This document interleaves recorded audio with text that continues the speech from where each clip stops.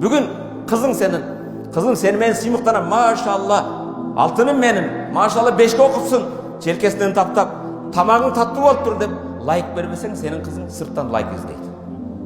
Сүретіні қойып, башқасыны қойып, сыртта чочын еркектер лайк береді. Урматты мұсылман бір туған, тарбия қылудан мақсат емне?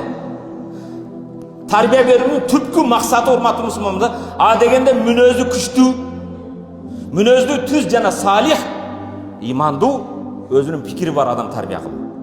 Пайғамбарымыз дейді: "Я муқаллибал қулуб, саббит қулубана ала диник." Ей, жүректерді өзгерткен зат, жүрегіңізді иманында бекем қыл. Жүрегі иманы бекем болған адам Россияға, Америка, Европаға барғанда тезірек талқыланып кетеді. Көрбегеннің көргенін құрсын деген сөз да. Өзінің еркі жоқ, өзінің күйден алған бекем иман тарбиясы жоқ. Ушылардық жақсы екен дейді. Анан, Европада жақсы. Бірақ қарағанда балдар жоқ, баш мейірсіз қалып кетіп отады.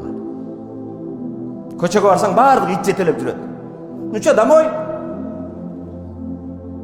Еркелеткен невре жоқ. Еркелеткен бала жоқ. Бізде ошоға баратабыз ақырын.